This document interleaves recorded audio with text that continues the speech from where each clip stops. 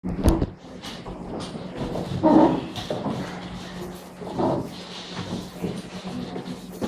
les invito para que abran sus Biblias en el Evangelio según San Juan, el capítulo 4.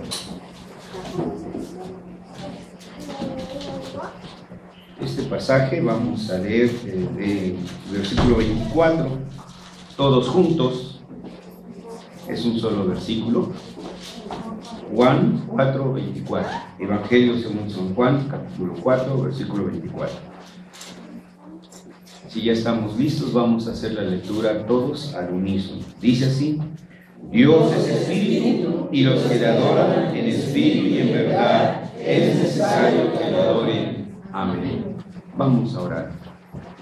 Nuestro amado Dios, te damos gracias por concedernos una vez más estar alrededor de tu palabra y a través de la exposición de la misma ser edificados, exhortados y consolados. Queremos rogarte, Señor, que tu Espíritu Santo haga la obra en nuestros corazones de tal manera que en tanto que tu palabra es republicada, esta vaya siendo aplicada en cada uno de nuestros corazones, transformadas nuestras vidas y que vivamos haciéndonos otra cosa que cumpliendo solamente tu voluntad. En Jesús oramos. Amén.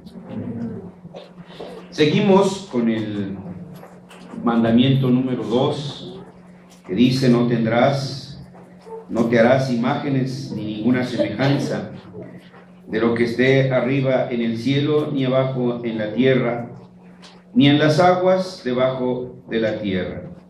No te inclinarás a ellas, ni las honrarás, porque yo soy Jehová tu Dios, fuerte, celoso, que visito la maldad de los padres sobre los hijos hasta la tercera y cuarta generación de los que me aborrecen, y hago misericordia a millares, a los que aman y guardan mis mandamientos. Este segundo mandamiento tiene que ver con el verdadero culto, sobre cómo se le debe de adorar a Dios, pero al mismo tiempo exige este culto que se debe de cumplir con su voluntad, la cual es expresada en la proclamación de su palabra cada domingo en el apartado que tenemos dentro del culto. El título que hemos visto hoy en nuestros programas es La verdadera iglesia, el verdadero culto. No puede haber un verdadero culto donde no hay una verdadera iglesia. Por tanto, es menester que siempre tengamos presente cuáles son esas señales, esas marcas de la verdadera iglesia. Nuestros hermanos de la Iglesia Reformada de Bélgica, ellos lo expresaron en su documento de fe y lo manifestaron de la siguiente manera. Cuando hablaron de la verdadera iglesia en el artículo 29, ellos dijeron ante el mundo: los signos para conocer la iglesia verdadera son estos. Y mencionaron 3. 1, la predicación pura del Evangelio. 2, la administración pura de los sacramentos, tal como fueron instituidos por Cristo. Y 3, la aplicación de la disciplina cristiana. Estas 3 marcas siempre deben de estar presentes en la verdadera iglesia. Si la iglesia guarda estas marcas, entonces el culto que le rinda al Señor será también un verdadero culto. Porque el verdadero culto exige primero que nada, que sea predicada el Evangelio tal como el Señor lo ha manifestado en su palabra. Cuando hablamos del verdadero culto, en primer término, debemos de tener presente que solo puede ofrecerlo la iglesia que cuida de mantener las señales de la verdadera iglesia. Por consiguiente, el verdadero culto debe celebrarse, 1, con verdadera fe, es decir, solamente aquellos que han nacido de nuevo pueden ofrecer el culto a Dios. Solo los que son hijos de Dios, solo de quienes son hijos de Dios, son de quienes Dios recibe el culto. Lo demás dice: me hiere el culto que ustedes elevan hacia mí. Isaías, por ejemplo, es uno de los profetas que así lo deja ver. El culto debe celebrarse para la sola gloria de Dios, no para la satisfacción de los hombres. Nosotros no buscamos satisfacer a los hombres porque este no es un circo, ni es un cine. Usted paga para que le den, usted paga en el circo, usted paga en el cine para que le brinden un rato de placer. Pero este no es ni circo ni cine. El culto debe buscarse entonces que le agrade a Dios, no que le agrade a los hombres. Este debe de ser una señal entonces también del verdadero culto. El culto ha de celebrarse para la sola gloria de Dios, y además que este culto esté de acuerdo a la santa palabra de Dios. Cualquier cosa que nosotros saquemos que estemos fuera de la palabra de Dios pierde, uno, su calidad de verdadera iglesia, y dos, su calidad de verdadero culto. Si nosotros vamos otra vez al texto, claramente encontraremos allí 4 divisiones que ya hemos venido exponiendo. La primera división en Éxodo 20, de versículos del 4 al 6, ustedes la encontrarán en esta frase: no te harás imagen, ni ninguna semejanza de lo que esté arriba en el cielo, ni abajo en la tierra, ni en las aguas debajo de la tierra. Dios entonces ha prohibido terminantemente que su pueblo le adore a través de imágenes. No existe nada en la tierra, nada que pueda asemejarse a Dios. No nos lo podemos imaginar de ninguna manera. La segunda división natural que encontramos en este pasaje del segundo mandamiento de Éxodo 20, versículos 4 al 6 dice: no te inclinarás a ellas ni las honrarás. No solo prohíbe que hagamos imágenes, sino también prohíbe que las adoremos, que les rindamos culto, en lugar de rendirle culto al verdadero Dios. Dios, que es abundante en misericordia, y también, ¿por qué no decirlo?, complaciente con su pueblo. En algunas ocasiones dio señales de su presencia. Por ejemplo, en el desierto, cuando miles de israelitas caían ante una desobediencia con el Señor, el Señor apiadado le dijo a Moisés: hazte una serpiente de bronce y ponla sobre una asta, y aquel que mirare a esa serpiente será sano. Eso era todo lo que había que hacer. Sin embargo, más adelante encontramos en otro de los libros, y uno de los reyes, precisamente en los libros de los reyes, que uno de los reyes mandó a tirar esa serpiente de bronce y fundirla y tirarla. ¿Por qué dice? Porque el pueblo ya le rendía culto. Entonces, hermanos, Dios está prohibiendo terminantemente, uno, que hagamos imágenes; dos, que adoremos esas imágenes. Dios mediante, dentro de 8 días, plantearemos un desarrollo histórico de cómo surgió la adoración de las imágenes. Ahora nos concretaremos a las siguientes 2 partes.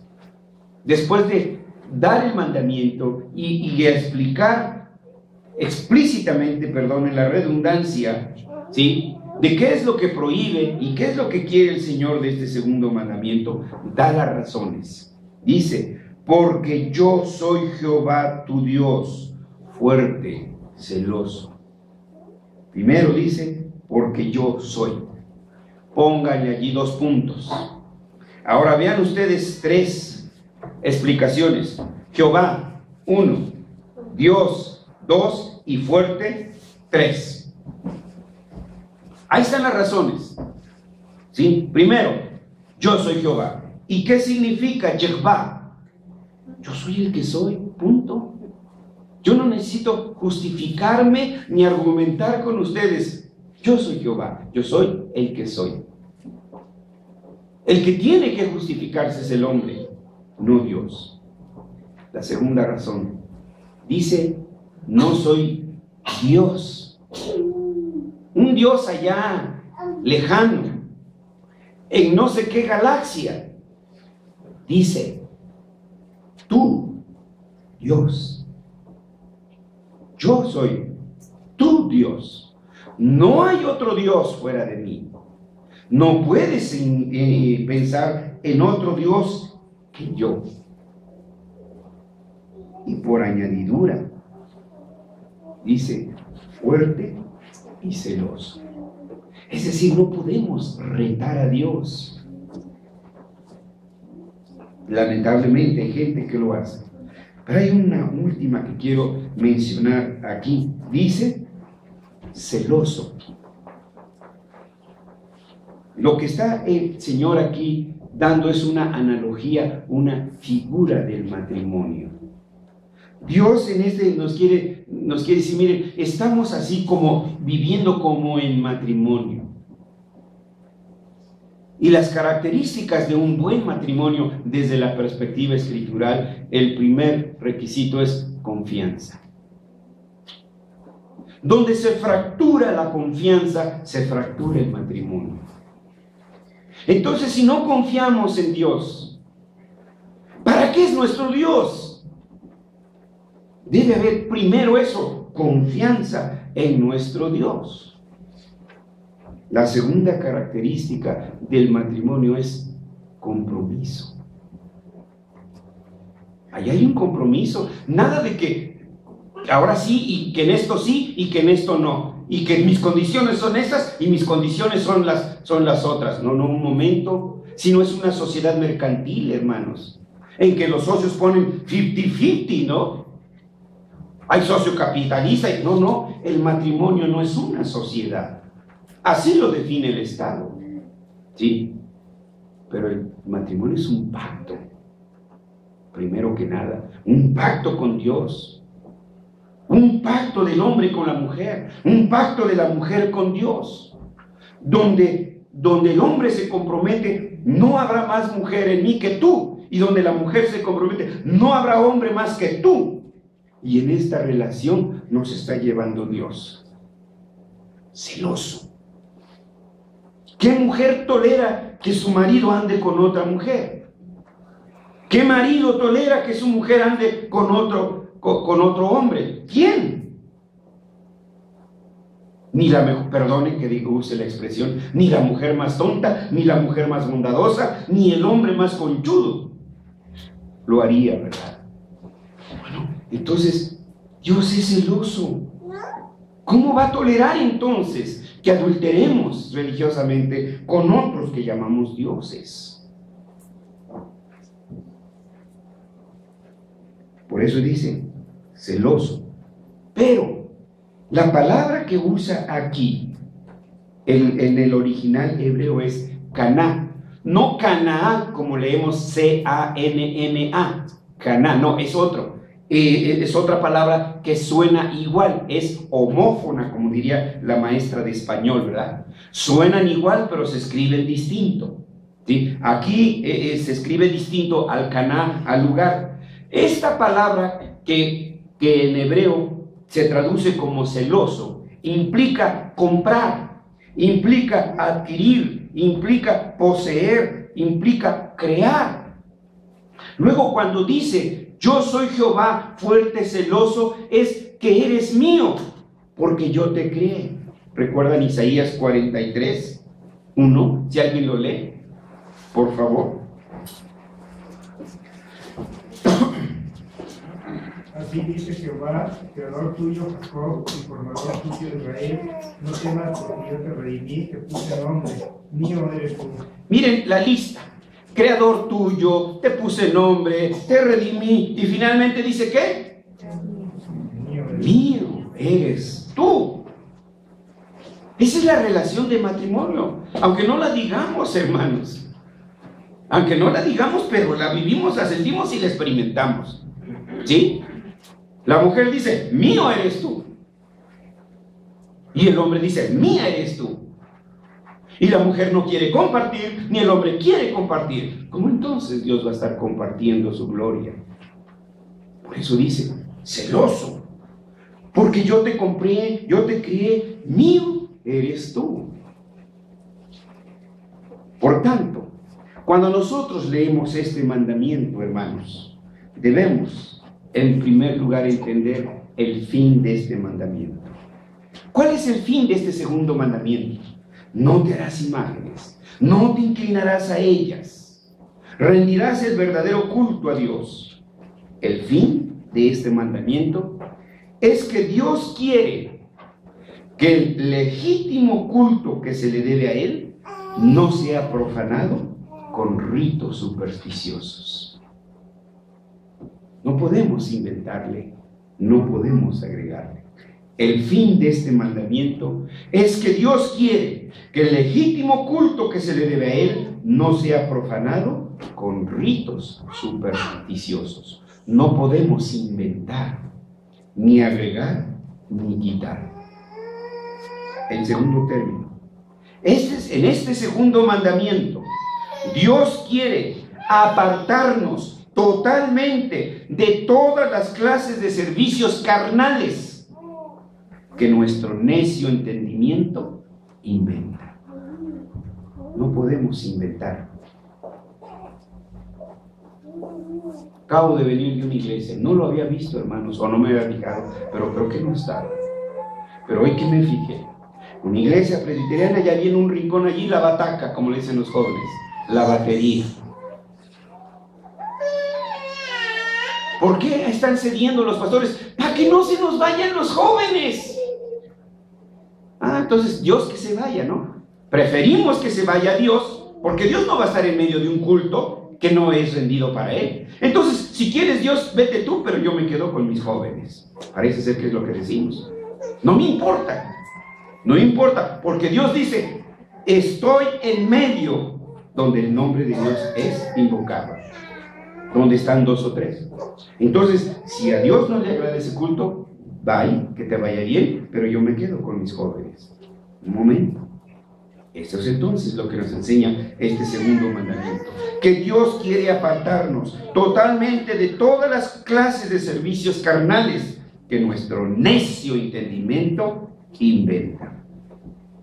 En tercer lugar, Dios quiere mantenernos dentro del culto legítimo que a Él se le debe. Por eso prohíbe toda imagen, todo invento. Y otro asunto que tenemos que tener, que con este segundo mandamiento, Dios reprime nuestra temeridad para que no nos atrevamos a acomodar nuestros sentidos e imaginaciones a la incomprensible, gloriosa majestad divina. Esto es muy delicado, hermanos. Solemos medir a Dios con nuestras emociones. Solemos medir a Dios con nuestras imaginaciones. Él es incomprensible, hermanos. Jamás usted lo va a poder encerrar en un concepto. Jamás lo va a poder usted encerrar en una imagen. Imposible. Dios es Dios. Jehová es Jehová. Yo soy el que soy. Y punto.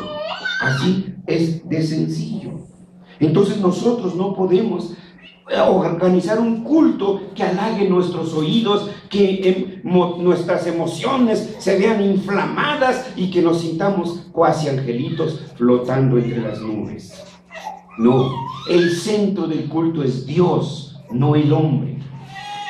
No acariciamos los oídos ni los sentidos de los hombres, sino alabanza a Jehová. No a nosotros, dice el salmista, no a nosotros, sino a tu nombre, la gloria. Por tanto, Dios prohíbe que pongamos nuestra confianza en imágenes que de ninguna manera se pueden comparar con la omnipotente majestad divina. Dios les dice, cuídate de hacer imágenes, porque cuando Jehová tu Dios te habló, ninguna figura viste, ni de animal, ni de planta, ni de cosa creada. Por eso no podemos dejar el culto al abandono de nuestros sentidos y de nuestras imaginaciones. Pero la segunda parte de este versículo, mejor dicho, la cuarta, hermanos, dice que visito la maldad de los padres sobre los hijos hasta la tercera y cuarta generación de los que me aborrecen, y hago misericordia a millares a los que aman y guardan mis mandamientos. Lo que vemos en esta otra parte de este segundo mandamiento, hermanos, es que Dios advierte que castigará la maldad de los padres en los hijos hasta la tercera y cuarta generación. Pero, eso sí, hermanos, debe quedar claro para nosotros que Dios no es vengativo y que una interpretación ligera de esta afirmación no corresponde a la equidad divina, porque Él afirma que no castigará al inocente por la falta que otro cometió, ni consentirá que el hijo lleve sobre sí la maldad de su padre. Eso lo dijo bien claro a través del profeta Ezequiel. Si alguien nos ayuda, Ezequiel 18, versículos 14 al 17. Pero si éste engendrare hijo, el cual viere todos los pecados que su padre hizo, y viéndolos no hiciere semejantes, no comiere sobre los montes, ni alzare sus ojos a los ídolos de la casa de Israel, la mujer de su prójimo no violare, ni oprimiere a nadie la prenda, no reteniere, ni cometiere robos, al hambriento diere de su pan, y tuviere con vestido al desnudo, apartare su mano del pobre, interés y usura no recibiere, guardaré mis decretos y anduviere en mis ordenanzas, este no morirá por la maldad de su padre, de cierto morirá. Este no morirá por la maldad de su padre. ¿Y el versículo 20? El alma que pecare, esa morirá. El hijo no llevará el pecado del padre, ni el padre llevará el pecado del hijo. La justicia del justo será sobre él, y la impiedad del impío será sobre él. ¿Cómo entonces conciliaremos, hermanos, estos dos pasajes? Porque aquí dice: visito la maldad de los padres sobre los hijos hasta la tercera y cuarta generación. ¿Y cómo entonces acá leemos que dice que el hijo no morirá por el pecado del padre? ¿De qué manera conciliamos esto? Hay pues que interpretar que la justa maldición de Dios no cae solamente sobre la cabeza del impío, sino además sobre toda su familia. ¿Cómo? Siendo esto así, ¿qué se puede esperar sino que el padre, privado del Espíritu de Dios, viva abominablemente? Si el padre vive abominablemente, ¿qué esperamos del hijo? Por tanto, el hijo, a causa de la maldad del padre, no recibirá la debida instrucción del temor de Dios. Si el padre no lee la Biblia, si el padre no ora, si el padre no, entonces, ¿qué modelo va a tener el hijo? Si el padre no conoce la voluntad de Dios, ¿cómo le va a enseñar a su hijo? Si su hijo no conoce la voluntad de Dios, ¿qué será de ese hijo? Un burriasmo.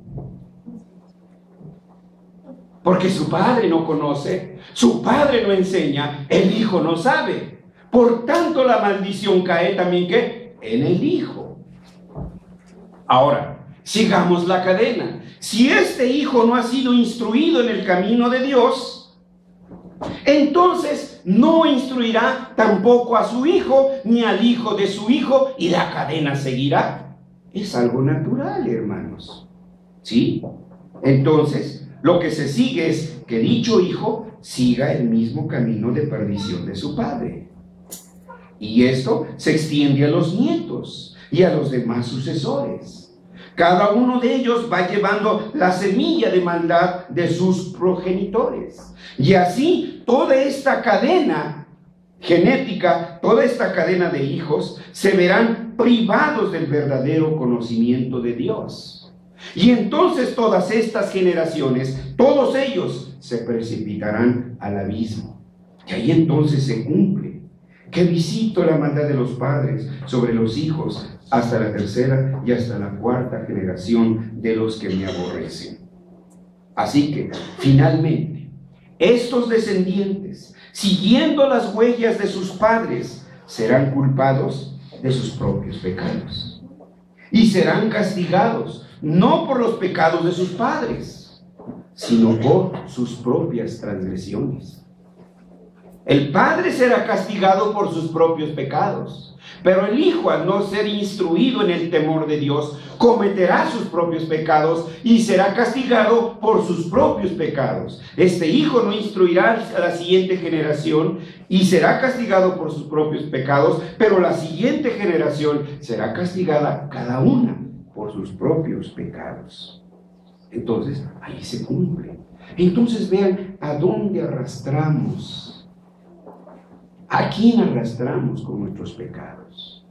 Deberíamos de pensar, hermanos, en nuestra esposa, en nuestro esposo, en nuestros hijos, en nuestra familia, cada vez que somos tentados. ¿Qué pasaría si Dios descubre nuestro pecado y lo hace público? Nosotros lo hacemos en secreto, pero Él se encarga que lo conozca todo el mundo. ¿A poco David lo publicó y dijo: ¡hey, voy a hacer esto con Betsabé! No, ¿verdad? ¿Pero quedó oculto para Dios? No. ¿Quedó sin castigo ese pecado? No, porque Dios lo castigó. Así que, hermanos, pensemos en eso. Piensa en su iglesia, piensa en su familia, pensemos en todo eso, porque esto es lo que dice el Señor: visita la maldad de los padres sobre los hijos, de los hijos y de los hijos, hasta la tercera y cuarta generación. Pero lo bonito, hermanos, lo bonito aquí es, hermanos, que dice el versículo 6: y hago misericordia. Y hago misericordia a millares, a los que me aman y guardan mis mandamientos. Es decir, Dios extiende su misericordia sobre la posteridad de los que le aman a Él y guardan sus mandamientos. Es decir, bendeciré a tu hijo, y a tu hijo, y a tu hijo. Proverbios 27, si alguien nos ayuda y lo lee. Proverbios 27.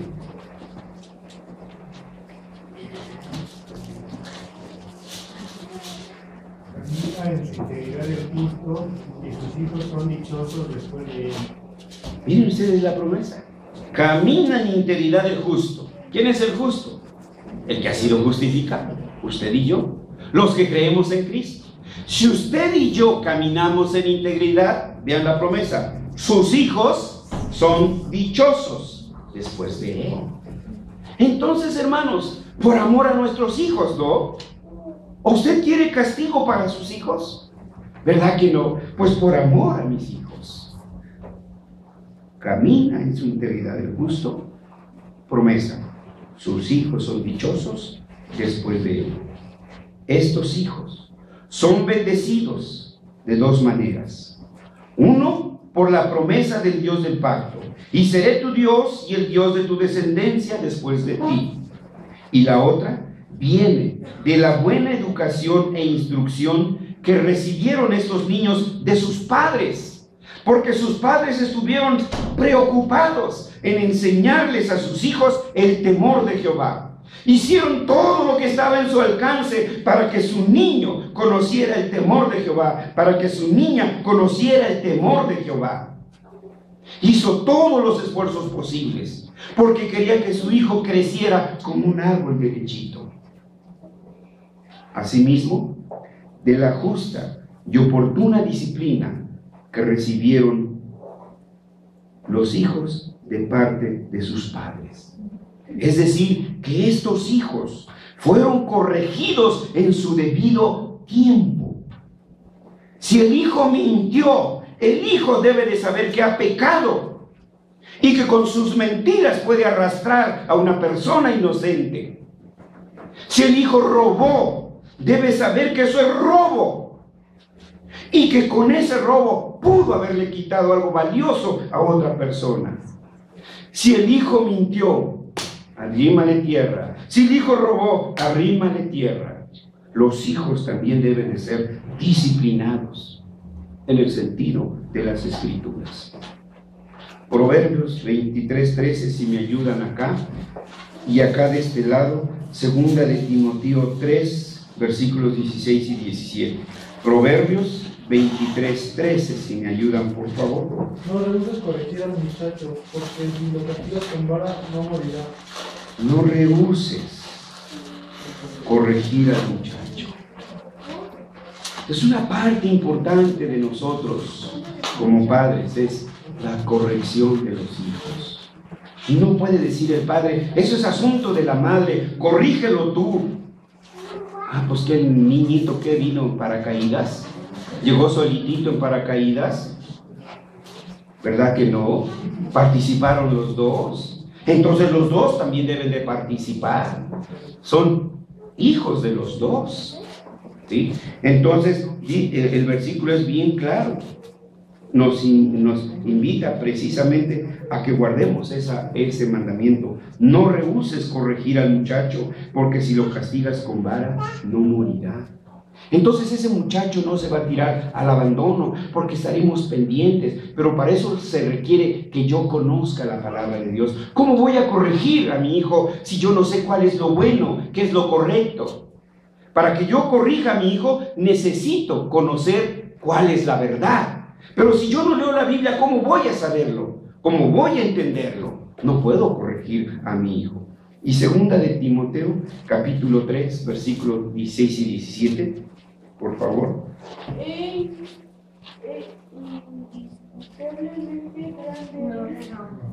Toda la Escritura es inspirada por Dios y útil para enseñar, para redarguir, para corregir, para instruir en justicia, a fin de que el hombre de Dios sea perfecto, enteramente preparado para toda buena obra. Miren cómo empieza. Toda la Escritura es inspirada por Dios. Uno, para enseñar. Primero se le tiene que enseñar. Porque tampoco es nada más de darle coscorrones, cachetadas y manazos al chamaco.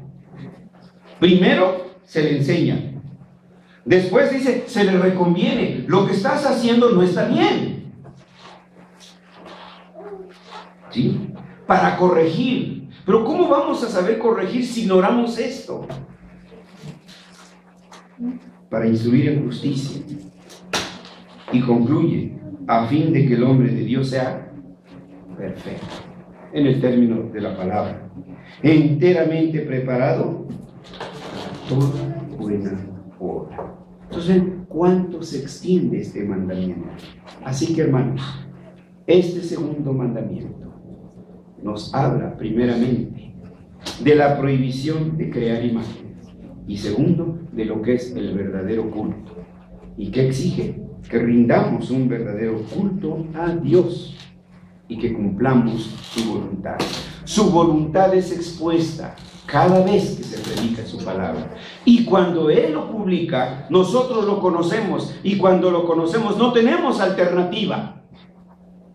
Frente a la palabra de Dios, la única alternativa es obediencia. Y punto. Cada domingo que la palabra de Dios es publicada, no podemos hablar de ignorancia, porque el Señor ya nos lo dijo y ahora nos toca cumplirlo y punto, y no hay argumentación. Así que concluimos con esto, hermanos. Hermanos y padres de familia, y los que van a ser padres y madres de familia o no tienen fe, seamos cautelosos en pretender alguna innovación en el culto. Cuidado, mucho cuidado. Es cosa, pero muy, muy delicada. Segundo, instruyamos a nuestros hijos en el debido respeto al culto, en la debida reverencia al culto, para que Dios se agrade del incienso que a Él elevamos, como familias, como padres, como hijos, como nietos, como lo que somos, y que Dios se agrade de nuestra adoración a su santo nombre. Vamos a orar.